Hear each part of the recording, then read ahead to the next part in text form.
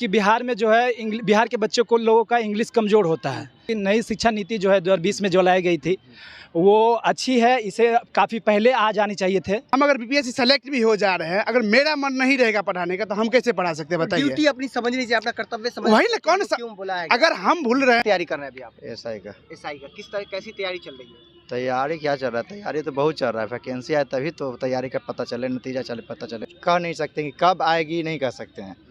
जिससे भी कोई भी बड़े अधिकारी से बात होता है तो कहता है अगले मंथ, नेक्स्ट मंथ, इसी बारे से संभावना दिया जा रहा है। नमस्कार, मैं हूं सैफ, आप देख रहे हैं न्यूज़ फॉर सिटीजन। 2024 का इलेक्शन नज़दीक है, लोकसभा इलेक्शन नज़दीक है।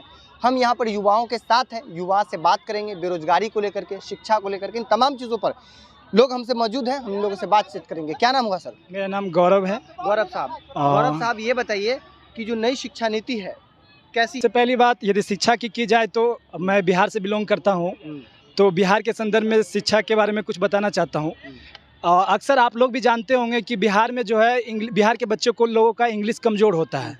तो कहीं ना कहीं मुझे यहाँ पे गड़बड़ी लगता है ना कि जैसे कि 10th होती है तो 10th में क्या होता है ना, इंग्लिश विषय अनिवार्य नहीं है, और इस विषय अनिवार्य नहीं होने के कारण जो है लोग जो है इंग्लिश पे ध्यान नहीं देते हैं, और उस वजह से क्या होता है आगे भी ध्यान नहीं देते हैं, और जिसके कारण इंग्लिश कमज़ोर रह जाता है। तो इस पे सरकार को जो है ध्यान देनी चाहिए, और ये छोटी बात लग सकती है परंतु ये बहुत गहरी बात है। तो इस पे ध्यान देना चाहिए, तभी बिहार के लोगों का इंग्लिश बेहतर होगा। तो यूपीएससी में अभी जो 10-20 सिलेक्शन हुए हैं और भी ज़्यादा बढ़ जाएंगे, 50, 60, 70 बढ़ भी सकते हैं, कोई इसमें बड़ी बात नहीं है। बस यहाँ से सरकार से मेरा निवेदन है, यदि बात पहुँचती है तो, कि यहाँ पे इंग्लिश अनिवार्य किया जाए 10th में। और आप जैसा बात किए हैं कि बिहार एजुकेशन नई शिक्षा नीति जो है, जो मैं बात करना चाह रहा हूँ कि नई शिक्षा नीति जो है 2020 में जो लाई गई थी और पहले ही ला देनी चाहिए थी। कुछ हर एक पॉलिसी में कहीं ना कहीं कुछ कमियां रहती है और कुछ अच्छाई भी रहती है। ऐसा नहीं कोई भी पॉलिसी में सब गलतियां ही रहती है, सब अच्छा ही रहती है। बस समय के अनुसार जो है उसमें सुधार करना चाहिए, जहां गलती हो उसमें सुधार करना चाहिए। और शिक्षा नीति में जो है इसमें राजनीति का हस्तक्षेप नहीं होना चाहिए। और रही बात राजनीति का शिक्षा में हस्तक्षेप, तो मैं राजनीति में अब यहाँ से चलता हूँ कि राजनीति देखा जाए ना तो कोई भी नेता सबसे बढ़िया होता ही नहीं है, जो सबसे कम खराब होता है वही चुना जाता है आज के समय में। तो इसलिए ऐसा नहीं है कि सब कोई बोलता है कि ये अच्छा है, ये पार्टी अच्छा है, तो उसका पर्सनल मामला है। लेकिन मेरा मामला है कि सबसे अच्छा नेता कोई होता ही नहीं, जो सबसे कम खराब होता है वही बनता है। देखिए, नई शिक्षा नीति जो है बच्चों के लिए तो है सही, जो बहुत पहले आ जाना चाहिए था। ये आने में भले ही सरकार लेट की हो लेकिन बहुत अच्छा काम किया है। इसमें कुछ ऐसे मुद्दे हैं जो सही है, जैसे इंग्लिश को प्रायोरिटी देना चाहिए। मुखिया की तरफ से जो चुने गए थे वो टीचर भले ही चुने गए थे मुखिया की तरफ से, लेकिन उसको पढ़ाने की क्वालिटी था नहीं उसमें। बात सही है, हाँ बात सही है उसमें। और उसमें बहुत कारण है, उसमें क्वालिटी नहीं होने का एक मुद्दा सरकार का भी है। और अगर देखा जाए तो दूसरा पक्ष ग्रामीण का भी होता है। अभी भी अगर देखिए, चलिए ठीक है, अगर हम बीपीएससी से हो गए बीपीएससी सेलेक्ट, अगर ग्रामीण का मतलब मेरे पे नज़र ही नहीं रहेगा तो हम बीपीएससी से ना है, हमको सरकार का पैसा आ ही रहा है। हम अगर बीपीएससी सेलेक्ट भी हो जा रहे हैं, अगर मेरा मन नहीं रहेगा पढ़ाने का तो हम कैसे पढ़ा सकते हैं बताइए। ड्यूटी अपनी समझनी चाहिए, अपना कर्तव्य समझ। वही ना, कौन सा क्यों बोला है? अगर हम भूल रहे हैं अपना ड्यूटी तो हमको याद कौन दिलाएगा? कौन याद दिलाएगा? ग्रामीण। लेकिन वो आता नहीं है, उसको जाइए ऑर्केस्ट्रा लेके आइए, पूरा भर के जाएगा।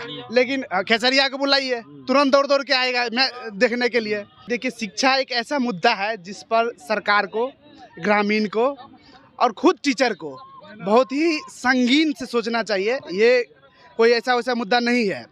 इसमें जो है बच्चा का जो है एक क्या कहते हैं पथ दिखाया जाता है कि तुम आगे कर क्या सकते हो, समझ गए? उसको मोटिवेट किया जाता है, उसको एक रास्ता दिखाया जाता है। किस चीज़ की तैयारी कर रहे हैं अभी आप? एसआई का। एसआई का किस तरह कैसी तैयारी चल रही है? तैयारी क्या चल रहा है? तैयारी तो बहुत चल रहा है। वैकेंसी आए तभी तो तैयारी का पता चले, नतीजा चले, पता चले। क्या कुछ कहना चाहिएगा सरकार को आप लोग? सरकार को क्या, वैकेंसी अब आ ही नहीं रहा तो सरकार ही कितना बढ़िया है, देख ही रहे हम लोग। कितने साल के हो गए? 28 साल के हो गए। और अब तक तैयारी कर रहे हैं? हाँ, अभी तक तैयारी चल रहा है। कब उम्मीद है कि वैकेंसी आएगी, कब नौकरी लगेगी? वैकेंसी तो नहीं, अभी तो कुछ कह नहीं सकते कि कब आएगी, नहीं कह सकते हैं।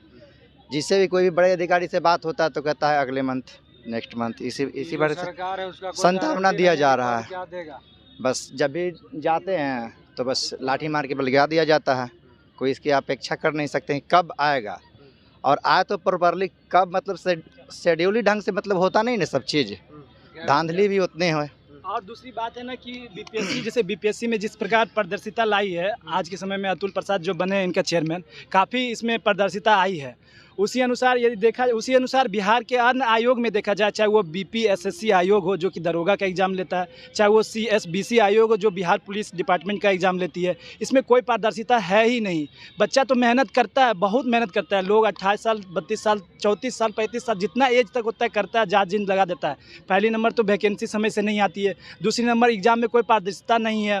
चाहे बिहार पुलिस का जो चेयरमैन, बिहार पुलिस का आयोग जो भी लेता है एग्ज़ाम, सीएसबीसी जो लेता है, वो उसका ना क्वेश्चन देता है, ना आंसर की देता है, ना कार्बन कॉपी देता है, कुछ नहीं देता है। और वही जो कारनामा इसमें भी करता है, बीपीएसएससी आयोग में भी करता है, दरोगा वाला में भी। और यहाँ तक क्या करता है कि दरोगा वाला में क्या करता है, पीटी में अलग रोल नंबर और मेंस में भी अलग रोल नंबर देता है। तो कहीं ना कहीं यहाँ भी धांधली का संभावना रहता है। मतलब मिला जुला के कहने का यही मतलब है कि पारदर्शिता नहीं है इस आयोग में। पारदर्शिता लाने चाहिए। अतुल प्रसाद जैसे लोग को, चेयरमैन को यहाँ पे भी पदस्थापित करना चाहिए।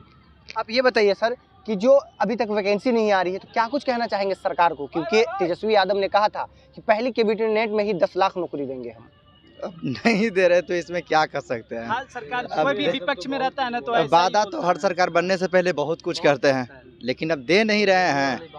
अब युवा को मतलब एक तरह से धोखे में करके अपना सरकार बना लिए हैं और कहाँ कुछ दे रहे हैं, कुछ भी नहीं दे रहे हैं। अपना काम निकल गया, अब जा रहे हैं तो देंगे। बोले थे कि सरकार बनेगा तब, थोड़े बोले थे कि गठबंधन का सरकार बनेगा तो देंगे।